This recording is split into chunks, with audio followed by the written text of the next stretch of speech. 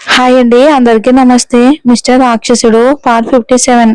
విరాజు అసద్ ఉన్న రూమ్ లోకి వెళ్ళేసరికి దర్శి అక్కడే ఉన్నాడు.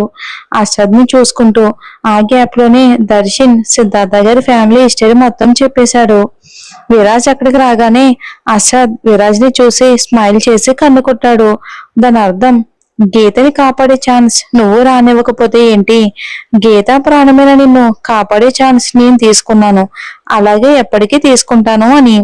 అది విరాజ్ కి అర్థమై కోపంగా ముందుకు వెళ్లేంతలోపే అక్కడే ఉన్న దర్శన్ ఆకాశ ఆపడంతో ఆగి, చంపేస్తాను ఈడియట్, నా ప్రిన్సెస్ కోసం ఏం చేసినా అది నేనే చెయ్యాలి, షీఈస్ మై కాంప్లిడిటీ.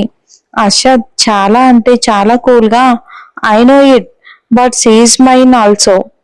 తన ప్రేమ నీకు మాత్రమే సొంతం అయి ఉండొచ్చు, కానీ నా ప్రేమ ఎప్పటికీ తనకే సొంతం. అండ్ నువ్వు ఇది యాక్సెప్ట్ చేసావు విరాజ్, బట్ దాన్ని నువ్వు బయటకు ఒప్పుకోవటానికి రెడీగా లేవు అంతే. అండ్ నీ కోపం కూడా నేను గీతని లవ్ చేస్తున్నాను అని మాత్రమే, బట్ నువ్వు దాన్ని కంట్రోల్ చేసుకుంటుంది నా లవ్ లో ఉన్న ప్యూరిటీని చూసి. అదే నా ప్రేమలో చిన్న లోపం ఉన్న ది గ్రేట్ విరాజ్ నందన్ వర్మకి నాలాంటి వాళ్ళని ఎంత మందినైనా హ్యాండిల్ చేయటం అది చాలా చిన్న విషయం. I know Viraj very well and he's power. నువ్వు ఏదైనా చెయ్యాలి అనుకుంటే నేను ఏదీ ఆపలేదు, బట్ నువ్వు ఈ చిన్న వాటికి కంట్రోల్ అవుతున్నావు అంటే నేను నమ్మను అంటాడు. విరాజ్ ని పట్టుకున్న ఆకాష్ దర్శన్ కళ్ళతోనే చూపిస్తూ, ఇన్ఫాక్ట్ అవి నేను ఆపడం లేదు, నువ్వే ఆగిపోతున్నావు ఎందుకో.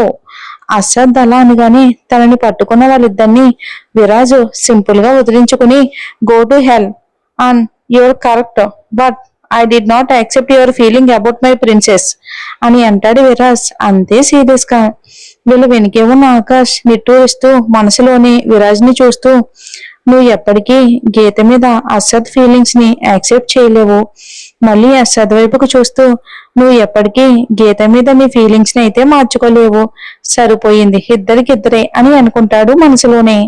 అయినా నువ్వు నన్ను చాలా మిస్ అయినట్టున్నావు విరాజ్, అందుకే గీత పేరు చెప్పి మరీ నన్ను వెనక్కి తీసుకొచ్చినట్టున్నావు అని అన్నాడు అసద్. విరాజ్ గీత పేరు చెప్పినప్పుడు అసద్ మైండ్ యాక్టివేట్ అయ్యింది. విరాజ్ కి అసద్ గురించి తెలుసు కాబట్టి అసద్ దగ్గర గీత గురించి మాట్లాడి వచ్చాడు. విరాజ్ వెంటనే, నేను నీ విషయంలో ఏం చేసినా సరే నా ప్రిన్సెస్ కోసమే చేస్తాను. నువ్వు ఇప్పుడు హాస్పిటల్లో ఉన్నావని తెలిస్తే షీస్ ఫీల్ వెరీ గిల్టీ. నేను నా వల్ల మాత్రమే కాదు, ఎవరి వల్ల తనకి బాధ కలగనివ్వను అని కోపంగా చెప్పేసి విరాజ్ వెనక్కి తిరగగానే అర్షద్ వెళ్తున్న విరాజ్ ని చూస్తూ అర్షద్ ఆలోచిస్తూ, I know you, but the time I lose my control on the time అని కొంచెం గ్యాప్ ఇచ్చి లాంగ్ బ్రీత్ తీసుకుని హార్ట్ఫుల్ గా, సారీ విరాజ్ అని అనగానే విరాజు చూసి చూడనట్టుగా ఒకసారి అసద్ని చూసి గీత రూమ్ కి వెళ్ళిపోయాడు. విరాజ్ వెనుకే బయటకు వచ్చిన ఆకాష్ దర్శన్ ఒకరి మొహం ఒకరు చూసుకుని, అసద్ ఇండియా రాగానే విరాజ్ కాలర్ పట్టుకోవడం గురించి అలా అన్నాడని అర్థం చేసుకుని, అసలు ఇద్దరిలో గీత అనే పాయింట్ వాళ్ళ మధ్య అంటూ లేకపోతే ఖచ్చితంగా ఇద్దరు కూడా మంచి ఫ్రెండ్స్ అయి ఉండేవాళ్ళు అని దర్శన్ అని అనగానే ఆకాష్ అవును అన్నట్టు తలూపి, అదే గీత హ్యాపీనెస్ అనే పాయింట్ ని వాళ్ళు మర్చిపోతే ఖచ్చితంగా భద్ర శత్రువులు అయి ఉండేవారు అంటాడు. దర్శన్ అది విని ఆకాష్ చూసి అవును అని తలూపి, ఎవరు ఫ్రెండ్స్ వైపు వాళ్ళు వెళ్ళిపోయారన్నమాట ఇద్దరు. విరాజ్ గీత రూమ్ దగ్గరికి వెళ్లేసరికి బయట ఉన్న శశిరేఖ గారు ఇంకా ఏడుస్తూనే ఉన్నారు. సిద్ధార్థ గారు ఎంత కన్విన్స్ చేసినా సరే తన కన్నబిడ్డకి ఇంకా పరాయి వ్యక్తిగా దూరంగా ఉండాలి అనే పరిస్థితి ఆవిడ ఒప్పుకోలేకపోతున్నారు.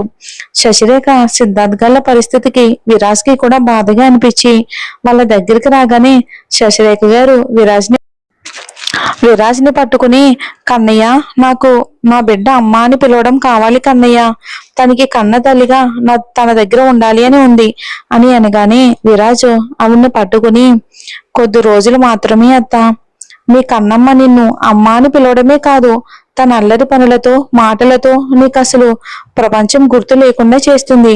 బట్ తను ఫస్ట్ క్యూర్ అవ్వాలత్తా. తను మిమ్మల్ని యాక్సెప్ట్ చేయడానికి టైం తీసుకుంటుంది, కానీ ఖచ్చితంగా యాక్సెప్ట్ చేస్తుంది అని అనగానే శశిరేఖ గారికి కొంచెం ధైర్యంగా అనిపించి కంట్రోల్ అవగానే గీత దగ్గర కాసేపు ఉంటాను అని గీత దగ్గరికి వెళ్ళిపోయారు. పక్కనే ఉన్న సిద్ధార్థ గారు సైలెంట్ గా ఉండడంతో పైకి చెప్పలేకపోయినా ఆయన బాధ కూడా గీతకి తను అభిలా కాకుండా నానా అని పిలిపించుకోవాలి అని, తండ్రిగా దగ్గరికి తీసుకోవాలని ఉంది.